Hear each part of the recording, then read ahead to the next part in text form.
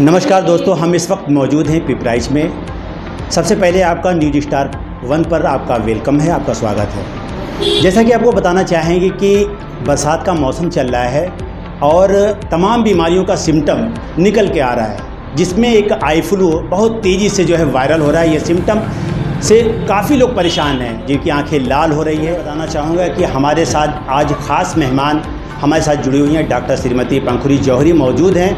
जो eye flu जो चल रहा है तेज़ी से, जिससे सिम्टम से काफ़ी लोग परेशान हैं। गांव देहात में बहुत तेज़ी से इस समस्या से लोग जूझ रहे हैं। सबसे पहले हम डॉक्टर साहब से बात करते हैं। डॉक्टर साहब, आपका वेलकम है हमारे चैनल पे।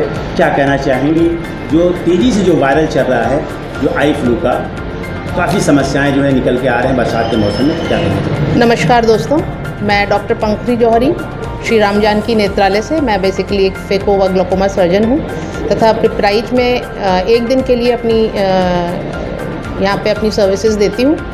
और इस समय जैसा कि आपने प्रश्न पूछा कि आई फ्लू से इस समय बहुत सारे हमारे रोगी लोग ग्रसित हैं और काफ़ी परेशानी का सामना करना पड़ रहा है उन लोगों को। आँख में जलन, कीचड़, धुंधला दिखना, इस तरह की कई चीज़ें इस समय हो रही हैं। और बरसात का मौसम है, कई अन्य सारी बीमारियां भी जो है वो आई फ्लू की कैटेगरी में लोग रख के उसको ट्रीट कर रहे हैं। तो इसके लिए सबसे ज़रूरी ये है, एक तो आँखों की साफ़ सफाई रखें, आँखों को दिन में 4-5 बार धोएं, ये सबसे ज़रूरी है। इससे बचने का एक तरीका है। और यदि किसी को घर में किसी मेंबर को ऐसी कोई बीमारी हो जाए आँखों की, तो उसका यूज़ करने वाली चीज़ें जैसे तौलिया, तकिया, चश्मा इत्यादि जो है वो सेपरेट कर दें। और जहाँ तक हो वो अलग आगे के कमरे में रहें और अपने हाथ वगैरह बार बार धोएं। जो पेशेंट इससे ग्रसित रहते हैं वो अपनी आँखों का पानी बार बार छूते हैं और फिर अन्य चीज़ों को छूते हैं, उससे भी ये रोग फैलता है। तो बचने का सबसे सही तरीका है कि पहले तो सफाई रखें और किसी को यदि हो जाए तो उसको अलग कर दें, आगे रखें और उसका जो चश्मा वगैरह यूज़ खुद ना करें। हालांकि ये रोग बहुत गंभीर नहीं है, लेकिन थोड़ा सा परेशानी का कारण बन सकता है, क्योंकि आंखें लाल रहती हैं, काम करने में, रूटीन वर्क में परेशानी होती है। इसमें जो कंजंक्टिवाइटिस वाला पार्ट है, यानी कि जो आँख का ऊपर की जो झिल्ली है, अगर वो खाली ग्रसित रहती है तो कुछ माइल्ड दवाओं से और कुछ टीयर्स सब्स्टिट्यूट जिनको हम बोलते हैं, उनके इस्तेमाल से ये ठीक हो जाता है और काफ़ी हद तक सिम्टोमेटिक रिलीफ हो जाता है। डॉक्टर साहब, ये जानना चाहेंगे कि ये सिम्टम जो केवल बरसात के ही मौसम में ये किसी भी बीमारी में आंख में यही सिम्टम आते हैं कि आंख लाल हो गई, आंख में खुजली हो रही है, आंख से पानी हो रहा है, कोई भी बीमारी के यही सिम्टम रहते हैं। पर यदि साथ साथ में कीचड़ वगैरह आए तो ये समझ जाना चाहिए कि आंख का इन्फेक्शन भी है साथ में, क्योंकि आई फ्लू खाली वायरल डिजीज़ ही नहीं रहती है, साथ में बैक्टीरिया का भी इसमें हस्तक्षेप होता है। तो दोनों तरह की दवाएं हमको चलानी पड़ती हैं और सही ट्रीटमेंट से ये पूरी तरह से ठीक हो जाता है। इसमें अगर कॉर्निया इन्वॉल्वमेंट हो, जो आँख का पारदर्शी वाला हिस्सा होता है, वो अगर हो जाए तो वो थोड़ा सा दिक्कत का कारण बन सकता है, क्योंकि उसमें यदि घाव डेवलप कर जाए, जिसको हम कॉर्नियल अल्सर कहते हैं, तो वो थोड़ा सा सीरियस बात है। तो ये कंडीशन तक ना आए, इससे पहले ही डॉक्टर को दिखा करके सही प्रकार से दवाएं ले लें तो और साफ़ सफाई रखें तो ये ठीक। अगर अन्य बीमारियों के बारे में अगर डॉक्टर साहब बात किया जाए तो फिर इस समय जो बीमारी इस मौसम में बहुत ज़्यादा कॉमन हो रही है, वो एक तो ब्लिफराइटिस जिसको बोलते हैं, ये लिड की बीमारी होती है। लिड की मार्जिन यानी कि आँख की जो पलक का कोर है उसकी बीमारी, जहाँ पे ये हमारे बाल रहते हैं, उसके बेस में जो है वो छोटे छोटे स्केल्स बन जाते हैं, पपड़ी जम जाती है और काफ़ी खुजली होती है। अक्सर करके ये बच्चों को होती है बहुत ज़्यादा। इसके अलावा एक वर्नल कटार करके बीमारी होती है, जिसको अक्सर धूप की एलर्जी बच्चों के लिए बोलते हैं। छोटे बच्चों में छोटे छोटे दाने बन जाते हैं आँख के अंदर, वो बीमारी भी इस मौसम में बहुत कॉमन होती है।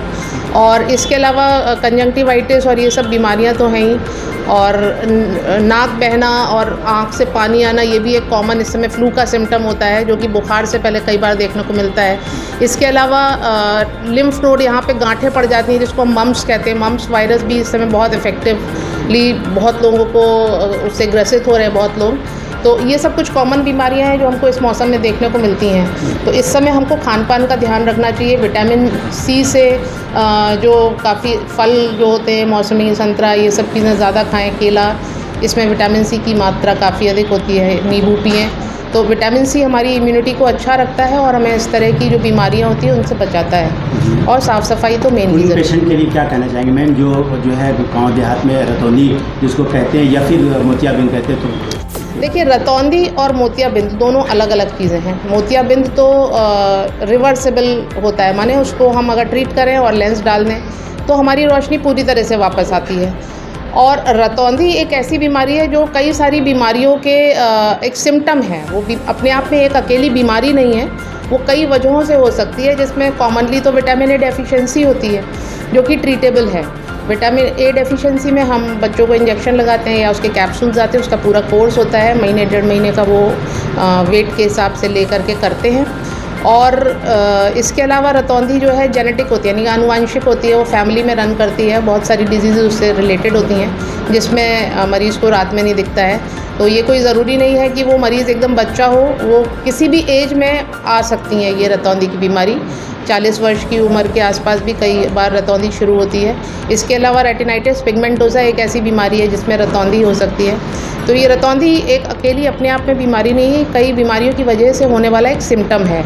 तो इसमें कुछ तो जैसे विटामिन ए डेफिशिएंसी वगैरह ये तो ट्रीटेबल है रतौंधी में, लेकिन कुछ बीमारी जैसे कि रेटिनाइटिस पिगमेंटोसा या और कोई जेनेटिक डिजीज़ वो ट्रीटेबल नहीं है, उसमें हम जो उसके कॉम्प्लिकेशंस होते हैं उनको रोकते हैं। और मोतियाबिंद तो एक सिंपल साधारण बीमारी है, बीमारी भी नहीं कह सकते उसको, वो तो एक फिजियोलॉजिकल चेंज है जो कि नॉर्मली उम्र के साथ साथ सबको होना ही है, और इसका इलाज भी अब बहुत सुरक्षित है। यदि ऐसे पेशेंट हैं जो आपको वहाँ ऑपरेट कराना चाहते हैं तो उनके लिए क्या करना चाहिए? नहीं, मैम पहले बोल देंगे, उसके बाद मैंने बोल देंगे। तो कांटेक्ट करने के लिए जो हमारे ग्रामीण अंचल के लोग हैं, तो ग्रामीण अंचल के लोगों के लिए हम ये कोशिश कर रहे हैं कि हम अपने कुछ सेंटर्स जो है वो रूरल एरिया में ग्रामीण अंचल में डेवलप करें। उसमें से हमारा एक सेंटर विष्णु आई केयर है, जिनके साथ मिलकर हम काम कर रहे हैं। विष्णु आई केयर यहाँ पर बटट रोड पिपराइच में स्थित है, PNB बैंक के निकट।